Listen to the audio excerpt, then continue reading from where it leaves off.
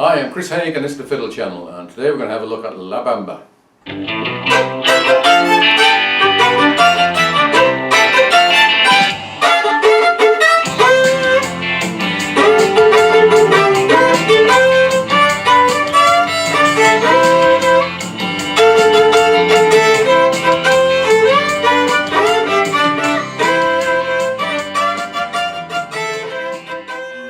La Bamba, it was a request from Lubkio, and if I've got your name wrong, Lubkio, I'm sorry about that. This is a great song. It is a traditional Mexican folk song from the Veracruz region, and this was made famous by Richie Valens, who recorded it in 1958, and by Los Lobos, who appeared in a film about Richie Valens.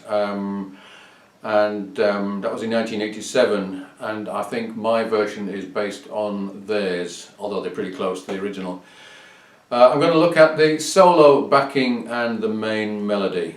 Let's just look at the intro to start with.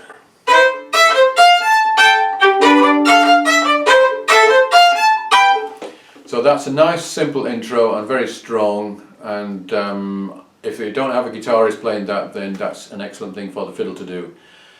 Now let's look at the verse, and it's a good idea to learn the verse as sung, just to orient yourself with the song, and also in the event that you are going to do a solo and you don't want to improvise one, or you're doing this just as an instrumental with no vocals. So let's go straight into that.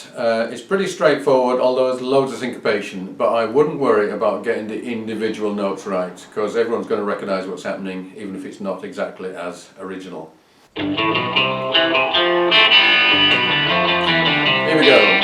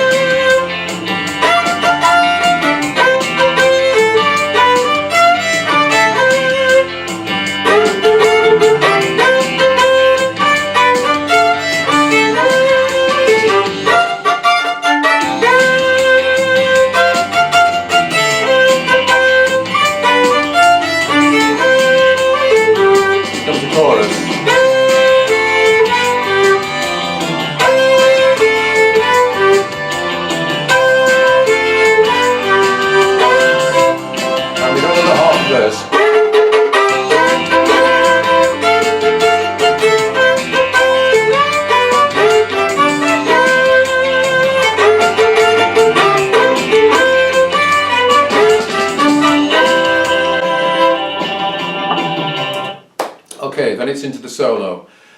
So, if you are going to play the melody, then I suggest that you find some harmonies, that kind of stuff. And if you are not familiar with it, I suggest you learn what's called a scale of 6.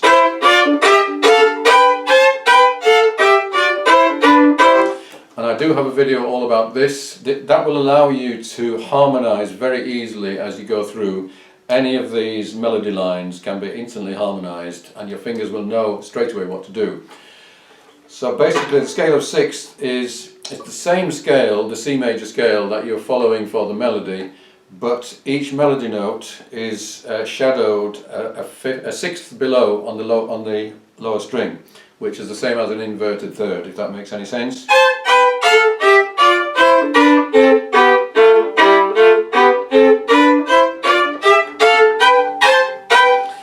And when it comes to do a solo, you can very easily make lines.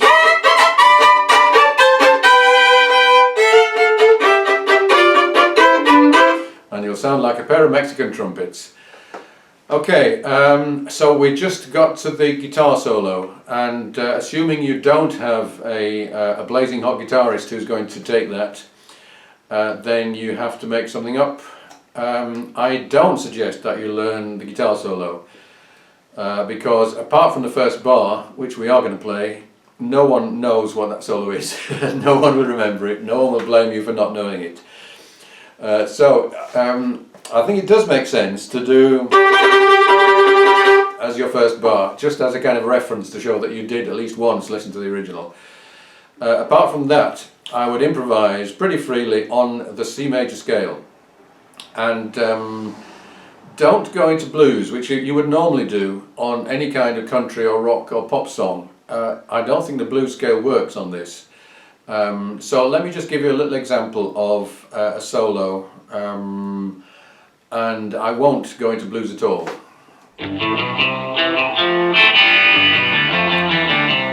There we go.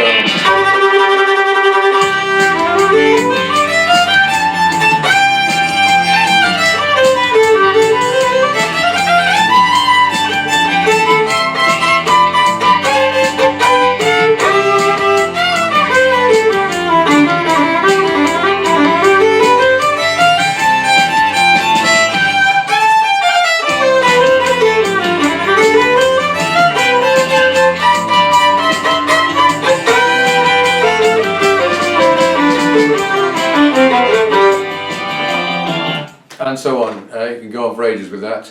It's a very good idea to, because the solo does not have a definite length, to finish off your solo with,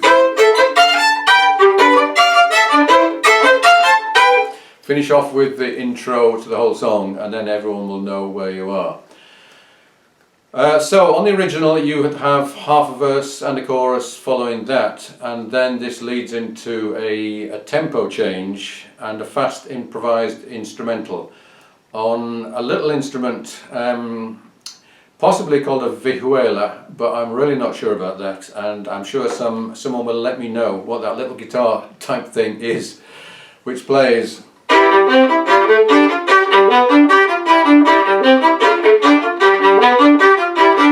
that.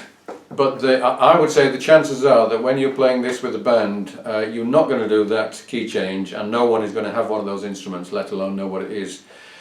So most likely you're just going to carry on at the same tempo and find an ending. One of the best things about this song is that even if you don't play a solo and you don't play the melody, it's great fun just playing the backing. And I'm going to give you 3 different versions of the backing pattern. So it's double stopped each time, and we're just grooving over a 2-bar pattern. So the first of these patterns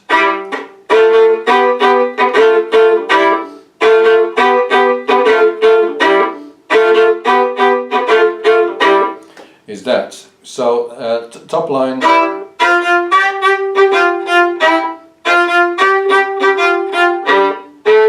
that's the bottom line, and that again is that scale of 6. Okay, an alternative is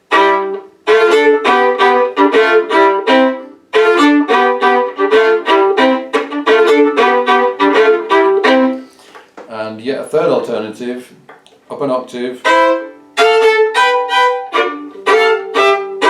So here we're changing position to get that, so it's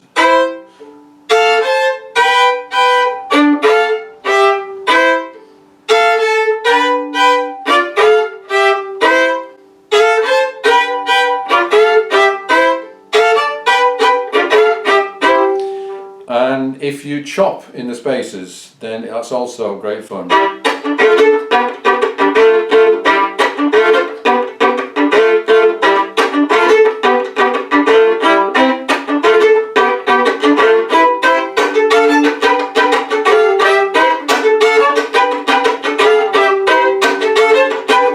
And if you've never done chopping, it's great fun. You will damage yourself and your instrument and all your friends, but you've got to do it. I've got a video all about how to do chopping. Okay, I will play you out with a solo using some backing and some chopping and all sorts of bits and pieces. On my Patreon page I'm going to do a call and response exercise. If you would like a copy of the dots for this, then do subscribe to the channel, send me an email. If you'd like to see the video on the call and response and to get a hold of all of my other PDFs, then do join me on Patreon. Thank you for watching, and I'll see you again soon.